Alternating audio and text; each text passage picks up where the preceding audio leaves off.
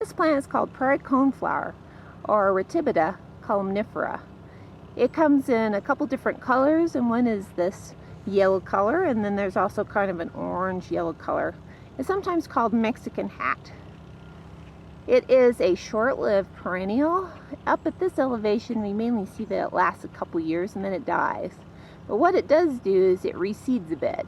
So even though the parent plants are gone, they'll produce seedlings that survive. So this is a nice prairie plant and can provide a lot of color and interest in the late summer portion of the year. This plant is lamb's ear, and it's the variety silver carpet. Lamb's ear is a pretty common garden plant. It's fairly water-wise. A lot of people have it in their gardens, and oftentimes it blooms, and the blooms kind of flop over a little bit. Some people don't like that. And so they produce this variety of lamb's ear to be a ground cover. It spreads gradually and covers the ground, and it doesn't produce very many blooms. So if you're interested in a foliage plant that complements other plants well and you don't mind it being a spreader, this may be a choice for you. This plant is one of the sun roses. This particular variety is called Dazzler. The sun roses are a nice group of xeric plants. They're probably on the edge of hardiness here at Laramie, but in other parts of the state they do quite well. There are a number of different colors, and as you can see here, there's Dazzler, and there's also a yellow variety. This one is called Wisely Pink. You can see how the silver foliage and the pink flowers complement each other. The salvias are a very large group of plants, and they include many different types of plants, including culinary sage, which we eat with our turkey on Thanksgiving. This particular one is called Night Salvia. It's one of the landscape salvias. The salvias can range from being very cold hardy to not very cold hardy at all, and so you want to check into that. This particular one is very cold hardy. It does do some reseeding, so if you're not interested in having plants grow up in the garden, go ahead and deadhead it, which means removing the spent flowers after they are done to keep seed production to a minimum. The plant on the right is another one of the salvias. This one's upside down sage, as it's called, and you can see on the left, keeping it company, are some more of those dianthus tiny rubies. This is a plant called Hens Chicks. It also known as sempervivum, which means approximately lives forever, and that gives you a little estimate of its hardiness. It does very well in our climate, can take the cold really well, and is very xeric.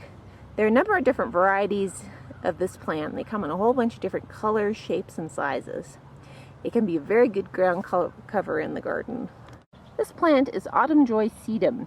It's just getting to the point where it's going to be blooming here in a couple weeks. It's a late summer, early fall bloomer.